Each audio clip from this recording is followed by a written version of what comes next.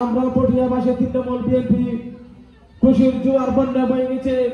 আপনারা দেখেছেন বেল্লেপাড়া থেকে শুরু করে পটিয়ার আবহাওয়া জনতা কিভাবে উৎসব করেছিল নবীশের পাওয়ার পর সেই হাইবিন নেতাকে তাড়িয়ে আমাদের প্রিয় নেতা আল হাসান আমুল হাকাম যখন নবীশের পাইছিল আমাদের তৃণমূল জয় হয়েছে।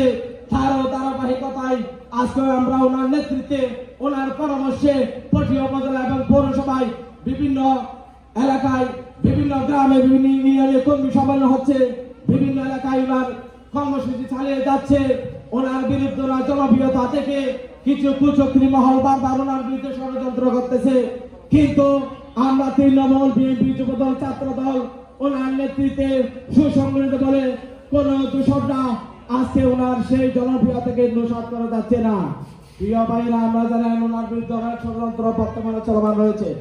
আমি বলতে চাই এই স্কুলটা আমার প্রাইমারি থেকে আমার জীবনে স্কুল 5 থেকে সরকারি প্রাথমিক বিদ্যালয় থেকে আমি ক্লাস 1 থেকে ক্লাস 5 পর্যন্ত এই স্কুলে আমার পড়াশোনা হয়েছে।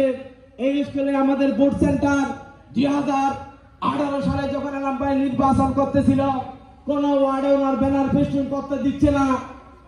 সেই মুহূর্তে আমরা এলামবাই তৃণমূল কংগ্রেস যারা আমাকে ভালোবাসি দেখতেছি ওনার কোন ব্যানার পোস্টার আমার ওয়ার্ডে হচ্ছে না।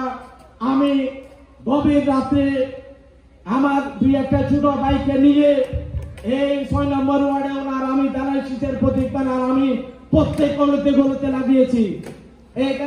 সেই স্মৃতিতে আমার পাশে ছিলেন আমার সঞ্চালক যারা কুশল ভাই, পটল ভাই, শাহজাহান চৌধুরী সহ গভীর রাতে অনেক ষড়যন্ত্র পরেও নান্নু ভাই সহ আমি এই 6 নম্বর ওয়ার্ডে ওনার ব্যানার পিছন লাগিয়ে আমরা জানান দিয়েছি তার অশিস কর্মীরা এখনো বেঁচে আছে।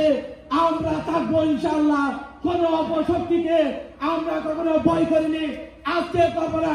সামনে ওনাকে এলাম ভাইকে এই পটিয়ার মাটি থেকে সংসদে পাঠিয়ে আমরা চূড়ান্ত বিজয়ের লক্ষ্যে পৌঁছানো পর্যন্ত আমরা পটিয়া পৌরসভা যুবদল, ছাত্রদল, শ্রমিক দল, স্বেচ্ছাসেবক দল সব সময় অগ্রণী ভূমিকা পালন করবে ইনশাআল্লাহ।